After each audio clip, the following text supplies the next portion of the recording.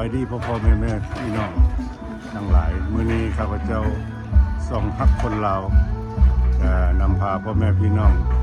มาเที่ยวชมทางวัฒนธรรมเนาะเป็นวัดวาอารามมื้อนี้เป็นงานบุญพระเวทบ้านห้วยทนเมืองบุญโฮงแขวงเวียงจันทน์เนาะข้าพเจ้าสังกรีวัดโตโตหลวงอาภัยนำพาท่านเที่ยวในวัดมื้อนี้เนาะพี่น้องเนาะนี่ออกต้นญาติโยมหรือว่าพ่อแม่เพิ่นมาถวายกันสมโภชนี่คือพิธีกรรมพิธีของประเพณีทำบุญทำกุศลปีหนึ่งมีครั้งหนึ่งติดตามฮีต12ของ14นี่ของเจียงเนาะอันนี้เป็นฮีต12เนาะบุญพระเวทประจำปีนะโมตัสสะภะคะวะโตอะระหะโตนี่เป็นหอธรรมะที่เพิ่นขึ้นเทศนะโมตัสสะเวลาพระอาจารย์หรือว่าจัวเนนเมียนเพิ่นขึ้นเทศเพิ่นจะขึ้นมาอยู่นี่ขึ้นมาเทศแล้วก็จะมีกันร้อนและกันผู้ใดเทศมาได้กันใดก็รับได้กันนั้นเนาะนี่ก็เป็นพระประจำวันเกิดเนาะอันนี้เป็นพระประจำวันเกิดสถานที่ปฏิสถานพระประจำวันเกิดก็เป็นกระเฮ็ดเป็นลงธรรมลงศาลาไว้งามนะพี่น้องเดี๋ยวพาพวกท่านเข้าไปเบิ้งเนาะผู้ใดได้เบิ้งคลิปนี้เบิ้งวิดีโอนี้ก็ขอให้มีโชคมีลาภเด้อพ่อแม่ทั้งหลายติดตามนำสังกะรีโตไปเรื่อยๆเด้อพี่น้องเด้อก็อย่าลืมกดไลค์กดแชร์กดติดตามข้าพเจ้านี่เป็นพระประจำวันเกิดพระประจำวันเกิดทั้งหลายเหล่านี้ให้แด่พระสงฆ์มี7 องค์นับแต่คุณมากัน1 2 3 4 5 6 7พระองค์7วันเกิดเนาะแต่วันจันทร์จนถึงวันอาทิตย์เนาะสาธุเด้อพี่น้องเด้ออนุโมทนาวัดนี้เป็นวัดกำลังสร้างกำลังพัฒนาเนาะนี่เป็นวัดกำลังสร้างวัดบ้านห้วยทนเมืองพุทธโฮงแขวงเวียงจันทน์นี่เป็นศาลาลงธรรมทางนั้นเป็นกุฏิวัดแล้วก็ทางนั้นเป็นหอกองเนาะประตูของทางเข้าขาเข้าจะเป็นทางเลขที่13เหนือนะพี่น้องทางเลขที่13เหนือทางเข้าก็เป็นกำลังพัฒนาอันนี้เป็นวันเพิ่นที่ตักบาตรแต่มื้อนี้เพิ่นบ่ทันได้ตักบาตรเนาะมื้อนี้เป็นมื้อที่2ตักบาตรนี่เป็นมื้ออื่นเนาะพี่น้องเนาะ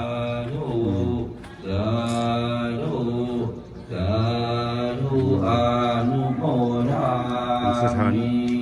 ถานที่ที่เพิ่นเชื่อมซีแล้วก็บริจาคทานใส่บาตร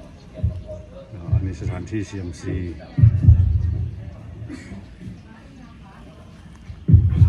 ถวายเงินบริจาคทานกันญาณนะมีบารมี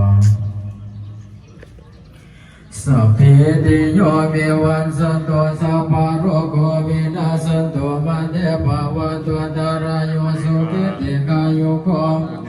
เยวาตานาสิเดสานิจาวตาปัญจานิโยตตารุตัมวะวัตันติอายุวันโนสุขังสบายดีหารังยานาตนกาลโภสวาบังกันเทบุญเขาเรียนสันดอนขอบคุณขอบคุณขอบใจขอบคุณพระบรมภาพจงมีแด่ความสุขความเจริญไปมาไปสารการเรียนเตพรเตความสุขความเจริญนานาฝ่ายใดเงินเงินนอนเป็นใดมีแสงแรงมันมาได้แก่วันนี้โกปวดอย่ามาพานมา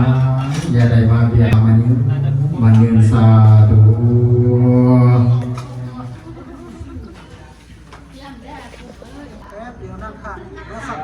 อันนี้มีแต่ต้นกันเพิ่นถวายขอบคุณญาติโยมนี่เป็นประธานในโฮมเพิ่น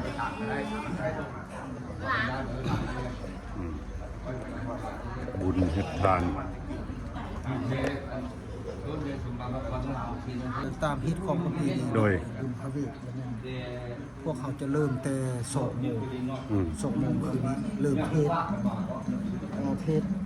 ศมาทีนี่นะ โดย ก็เป็นแต่ละกันของ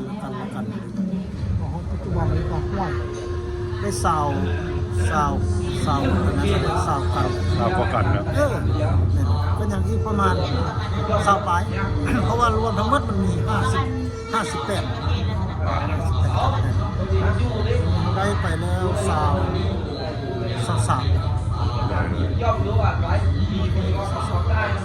ยัง25ครับ เป็นบุญประจำปีเนาะบุญพระเวทประจำปี แน่เพราะว่าได้พ่อแม่เพิ่นได้นำพาเฮ็ดมา โดย เป็นเวลาโดนนาน อันนี้เป็นท่านยังก็ชื่อยังก็ท่านยัง ท่านบุญมา ท่านบุญมา ประธานแนวโฮม ประธานยังโฮมบ้านห้วยคน บ้านผู้ เป็นผู้นำหน้าพาทาง แม่น ในบ้านพาลูกพาหลานพาน้องพานุ่งเฮ็ดบุญเฮ็ดศิลป์เตาโฮมสามัคคีของบ้านของเมืองเนาะ เจ้า มีบางคนบางครอบครัวเพิ่นก็ตั้งกองให้กับญาติพี่น้องกับพ่อแม่ที่ล่วงลับไปแล้วนะเพิ่นก็ตั้งกองในมือบุญนี้เพิ่นก็ตั้งกอง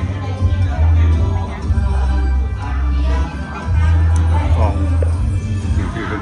กองอัฐิเนาะถวายกองกุศล1 2 3 4 5 6กอง7กอง8กองวัดห้วยทนเนาะงามพ่อแม่พี่น้องมื้อนี้เพิ่นเป็นบุญพระเวทประจำปี2026เนาะก็อยากจะพาพ่อแม่พี่น้องเข้าไปเที่ยวชม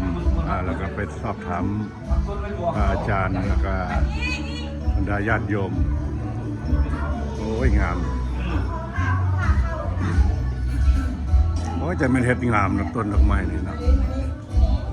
ต้องหมายผู้เฒ่าเฮ็ดได้นี่ แม่นบ่ นี่ได้ ผู้เฒ่าบ้านเฮา คนนี่ได้ แม่นบ่ โดย โอ้ แม่นบ่ เฮ็ดงามเฮ็ดงามอีหลีเพิ่นเดินต้นหยังอันต้นบักเบงบ่อันนี้ เป็นไง เบงใหญ่บ่อ๋อสีมือผู้เฒ่า2-3ผู้เฒ่านี่บ่เข้ามาผู้เฒ่าเฮ็ดได้นี่นะ เอาทายเอาบุญ ได้เฮ็ด ทายเอาบุญให้สังกะรีทายนะอันนี้ขออนุญาตถามผู้นี้แม่ชื่อนะ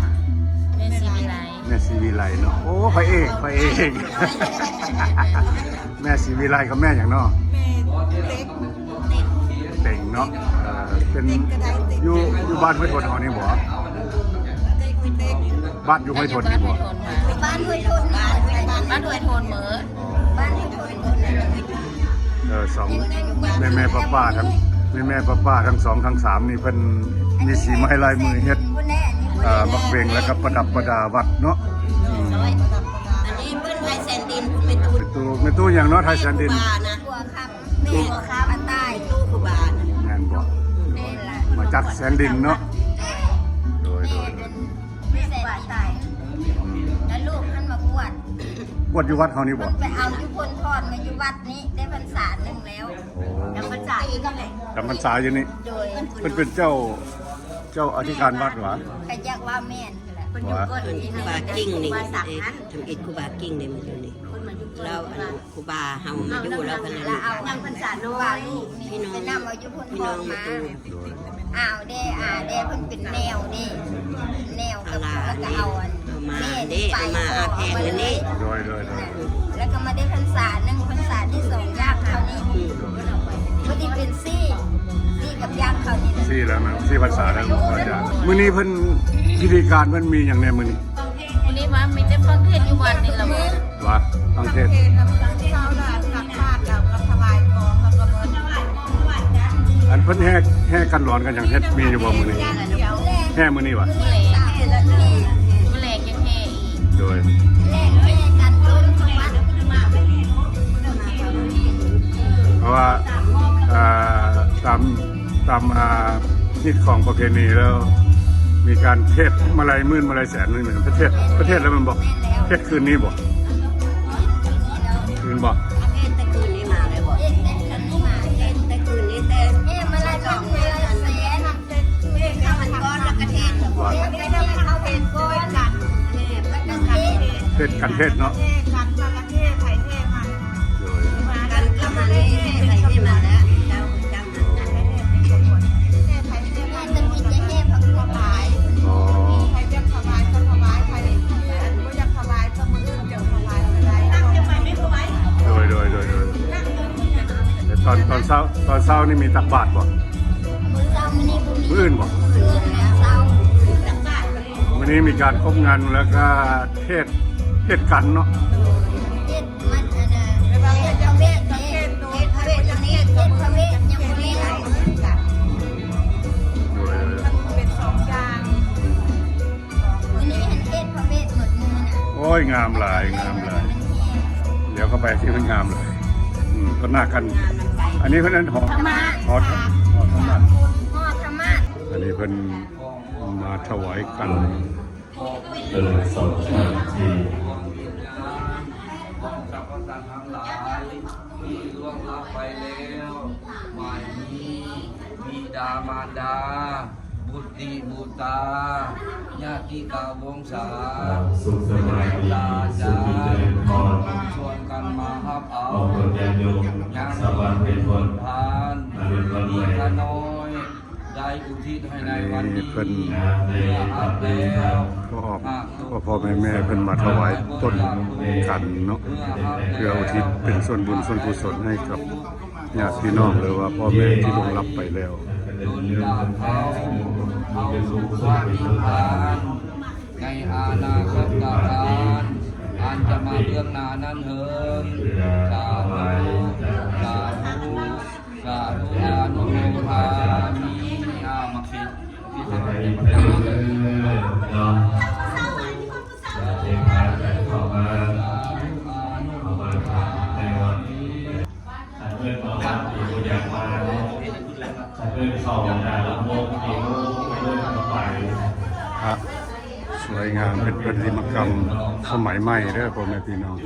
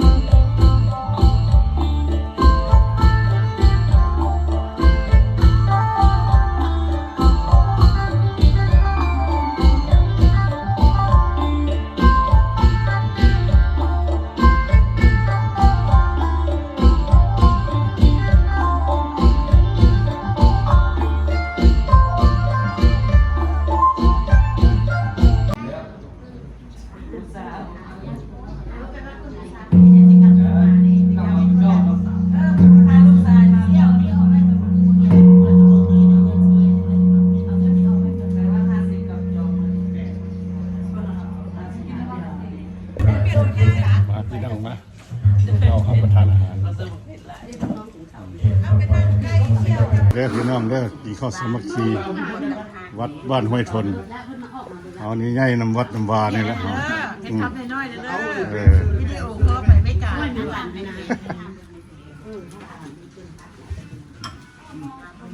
มีธรรมดาห่วงเราเป็นรับข้าวเข้ามา กิ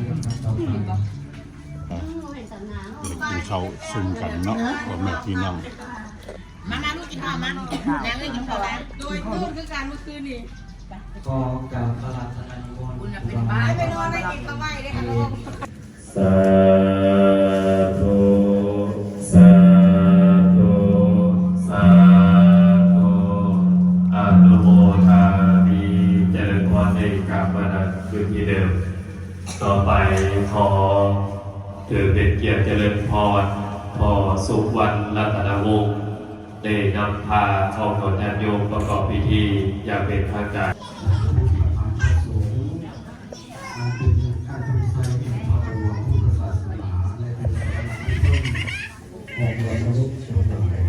ชาวบ้านหอยโพน ประจำ และชาวบ้านน้องคางทุกคนวันนี้ป้าน้อยขออนุญาตดำเนินรายการ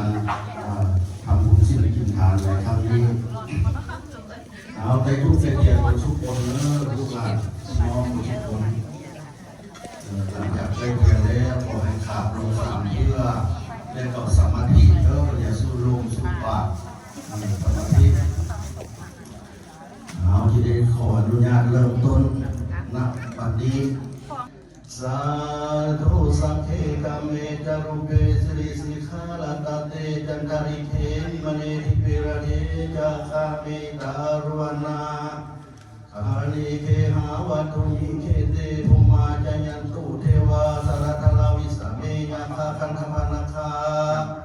เดตันตาสันติเกยังมุริวะจนังสาธาวุมิสุนันตุ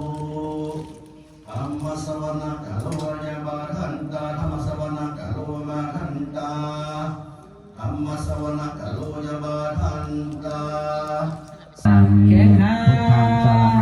โยไปมาสาระนังกสามีธรรมังสาระนังกสามีสังฆังสาระนังกสามีสังฆังสาระนังกสามีสุราเม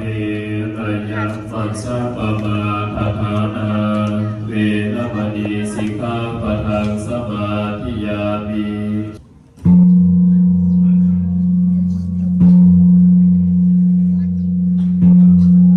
เอาบุญเอาผลศีลทับศีลทับพรนำกันเด้อพ่อแม่พี่น้อง ที่เอาไว้ผ่าสิ้นแล้วเนาะ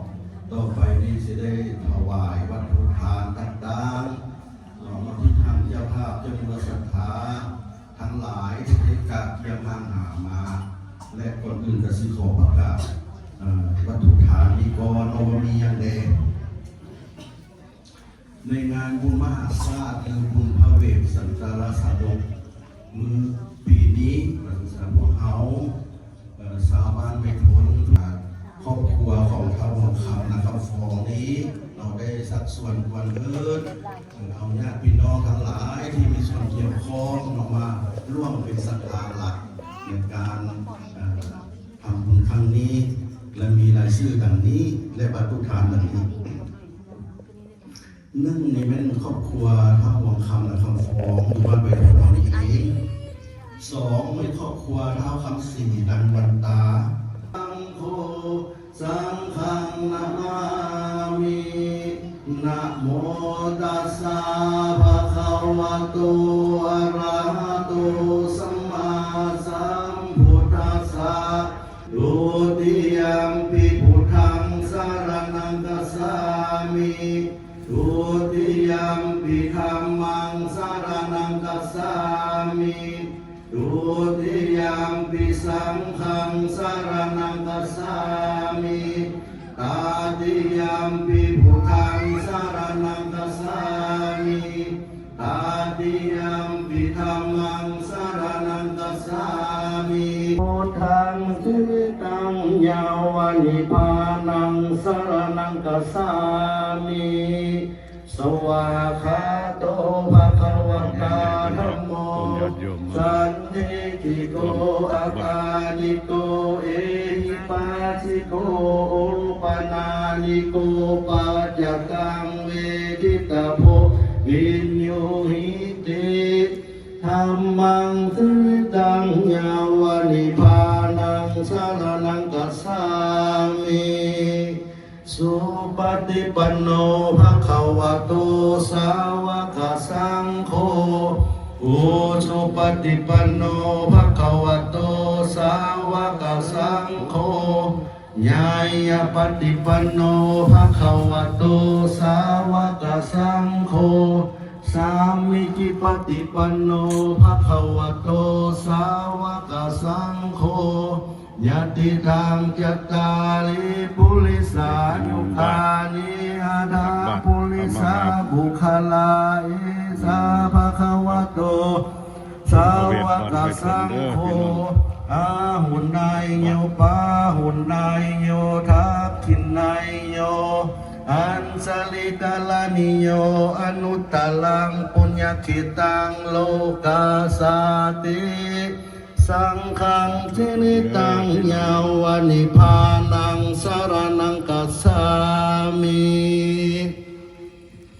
อุกาสวันทานิพันเตเจติยังสาพังสัพพทาธาเนสุปฏิทิตังสาลลิกาตา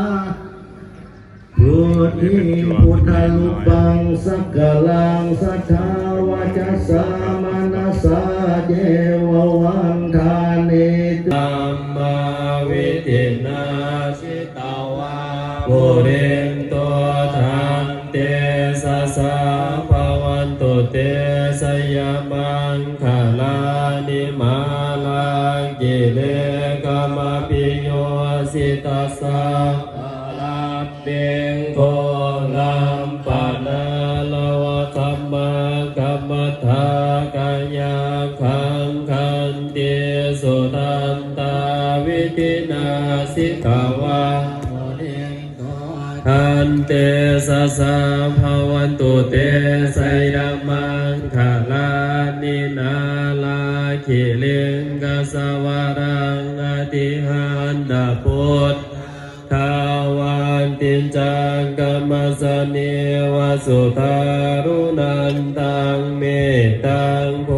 เสกาวิตินาโกทันเตส